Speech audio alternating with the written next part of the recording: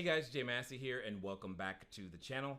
When it comes down to operating your short-term rental, there are a number of tools and products and techniques and ways to go out there to make it as safe as possible for your customer, to make it as scalable as possible for you, and to use as little of your time day to day as humanly possible. Well, all of those things can be done, and we're constantly refining. In this particular snippet from our Q&A session, one of the members was asking very specifically, how do we use one of those tools as it relates to doing all of those things? Well, of course, we answered it.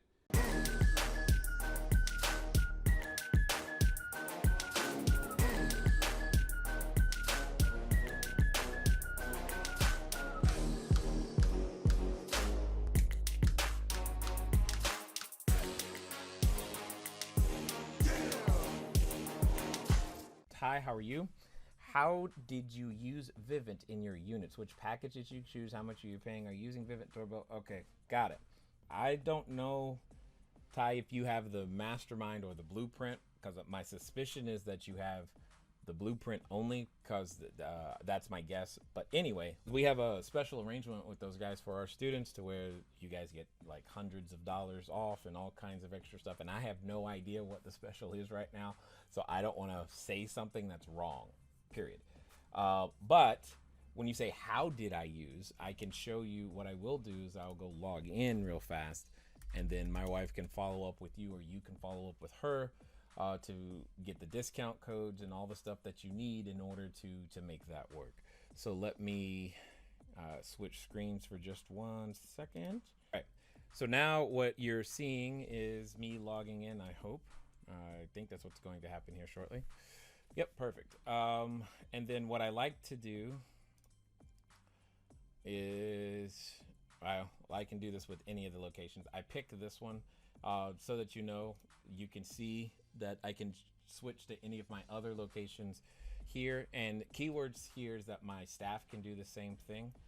Some of the major things that you have to understand when it comes to your security system, Ty, is one, you need it to be reliable. And by reliable, what I mean is it needs to work when you need it to work, without you having to remember to maintain it, or the man hours required to maintain it, or the batteries required to maintain it. So don't get me wrong, August is functional, but August has trouble at scale because you've got a significant number of batteries, number one, because you got the batteries in the lock, you got the batteries in the keypad, right?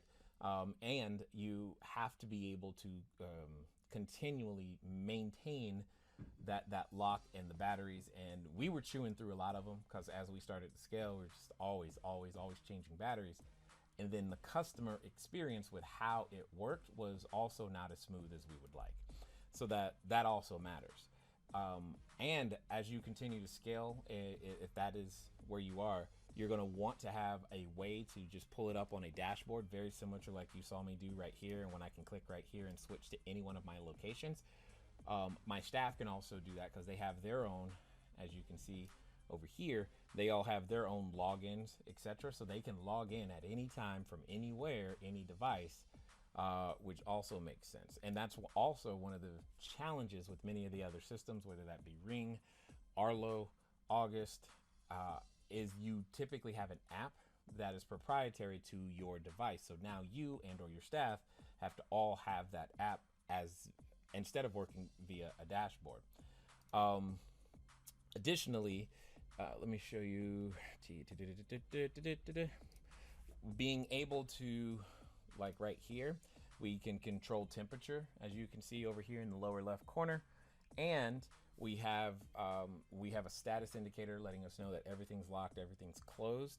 So it's and again, it's not just about knowing that the door, because a door can be locked and still signal as locked, but still be open, right?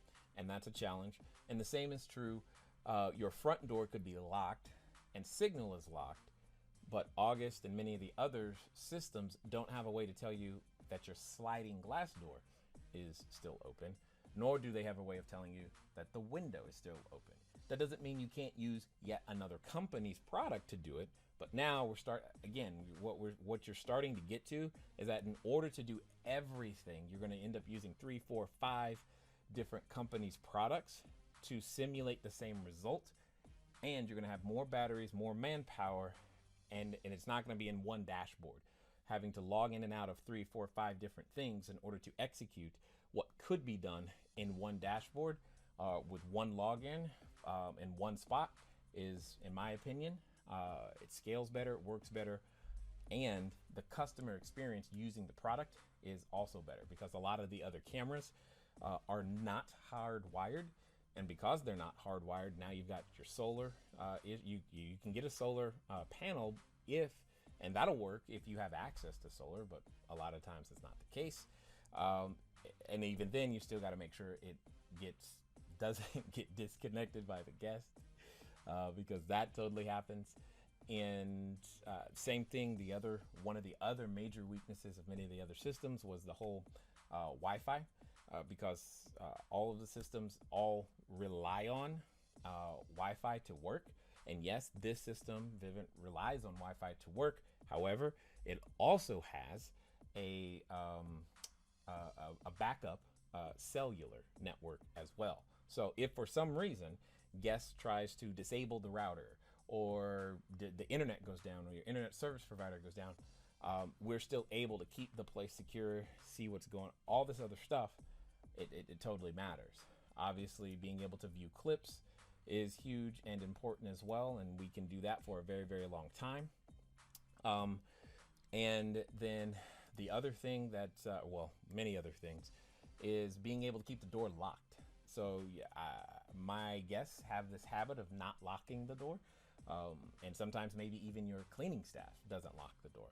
I can make sure that the door is always locked, like every 2 minutes. After it's unlocked by the keypad, I can have it checked to make sure it's locked, and it locks every day at a designated time as well, in this case 11 p.m.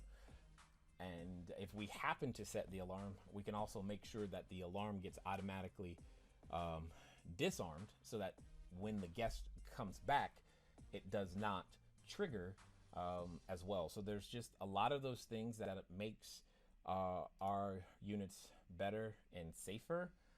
And gives us peace of mind. But probably one of the biggest things that I know a number of people don't do, even though they should.